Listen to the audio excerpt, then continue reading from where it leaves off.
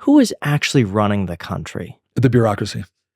The bureaucracy and to some degree, so it's a combination of certain politicians, certain elected officials, a very, very powerful bureaucracy. I'm assuming we're largely talking about the federal level, the federal bureaucracy, and then there's certain powerful interests that obviously have a lot of money and influence within the game. But I always tell people the single greatest threat to the United States as we know it is not the CCP, it's not Russia, it's not terrorism. Those are all threats. Those are all credible, legitimate threats.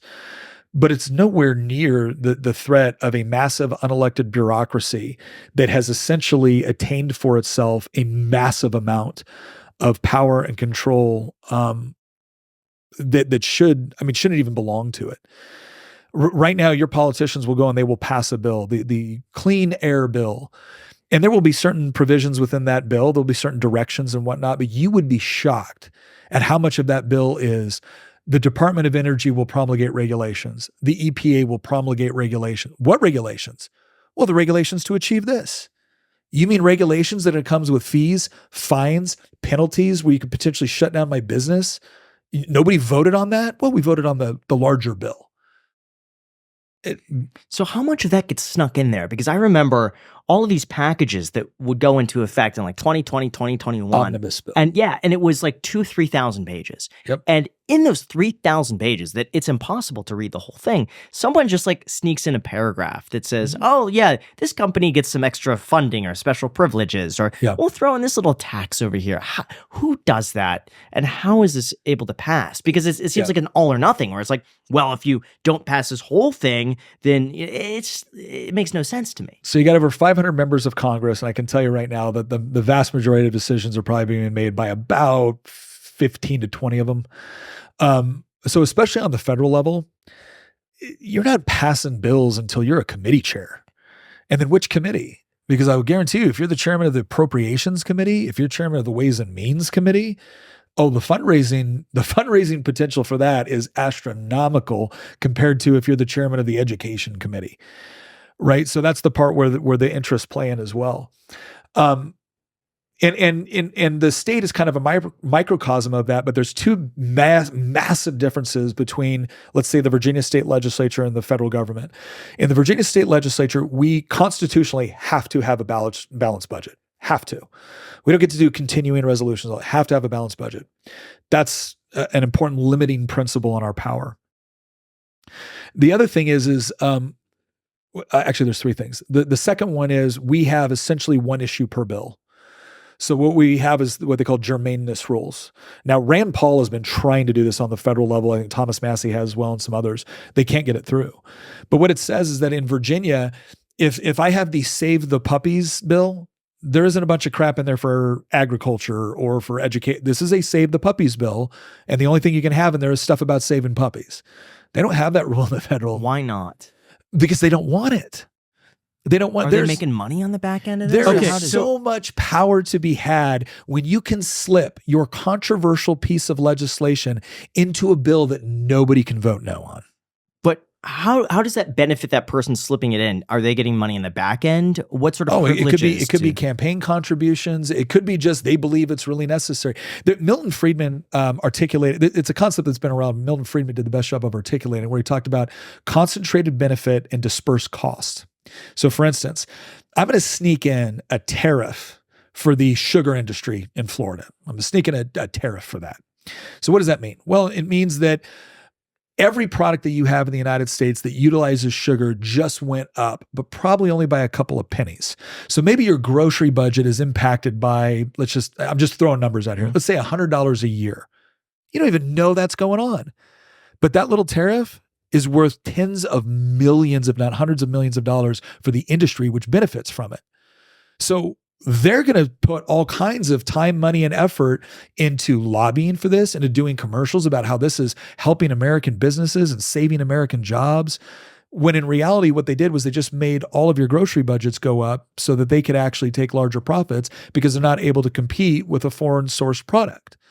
Now, if you want to get out there and say, hey, you're all going to have to pay more for this because we want to protect an American company, you can do that, but that's not what's going on. right? That's not what's going on.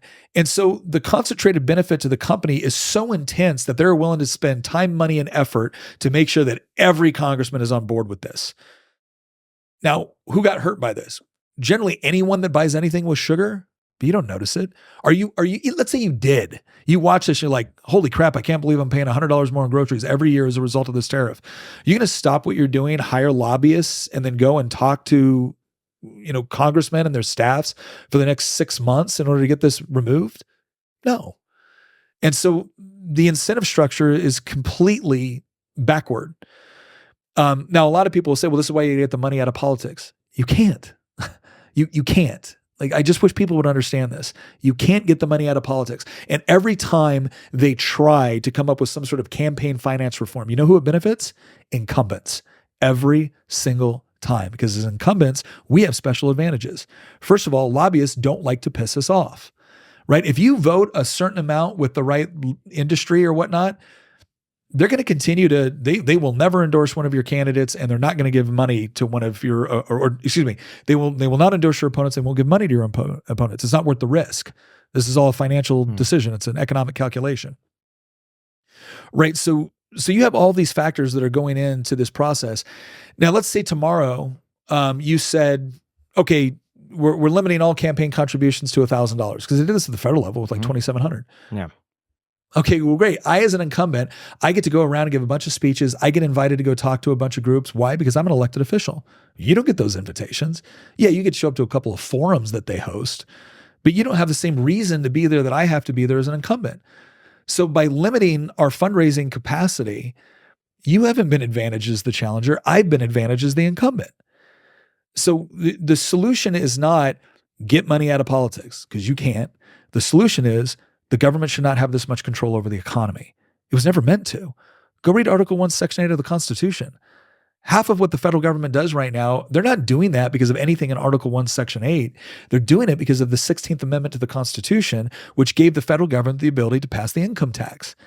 And so now the federal government is involved in a whole host of things that they were never intended to be, not because they're forcing you to do it, but simply because they're saying, if you want to get any of that money back for your state or for you as an individual, you got to sign on to this program. You don't have to. You're just not going to get that money back. Do you know how many times in a state legislature I hear, well, Nick, we can't pass that because we might lose federal funds. Oh, you mean the federal funds they exploited from us in the first place? So no, I hate to tell people this, but the way I look at who I'm going to vote for is no longer simply, Republican, Democrat, Libertarian. The way I look for is who understands what a massive threat the bureaucracy actually plays to what we would like to believe is a representative government. Who actually understands that the government's role is not to be this involved in micromanaging our everyday lives, and who is actually serious about doing something to prevent it.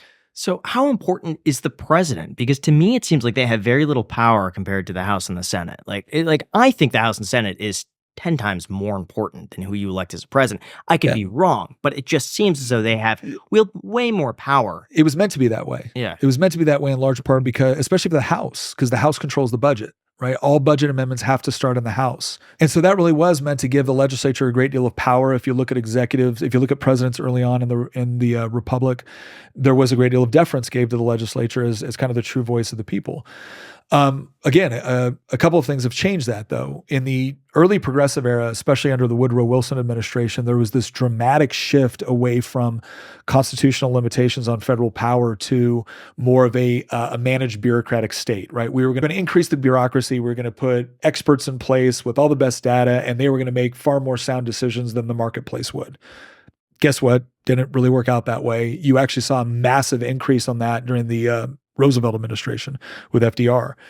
FDR ushered in the single greatest interventions into the economy and into the role of the federal government. And the dirty little secret here, and I'm not making this up, this is not hyperbolic. If you look at a lot of what he modeled it after, it was Mussolini's Italy. Hugh Johnson, who actually ran the National Recovery Act programs in the 1930s, where the federal government was coming in and telling you how much you could charge for dry cleaning. Right? You want to go buy a chicken? You don't get to pick the chicken, right? That because federal mandates say it has to be X, Y, and Z. Hugh Johnson used to carry around a book called The Corporate State, which was written by Italian fascists. And so they actually saw fascism before it devolved into, everything it became. They actually saw it as a good balance between socialism, which wanted to abolish the private ownership of the means of production, and state control of the economy, to where it was, you can still own the corporation, but you will run it the way we say, and you will meet the objectives we want. And if you don't, we could potentially nationalize it. And so when you start setting up a massive federal bureaucracy to deal with all those decisions, the important thing to understand is the bureaucracy ends up with interests of its own. And the bureaucracy wants to expand its power, and it wants to expand its budget.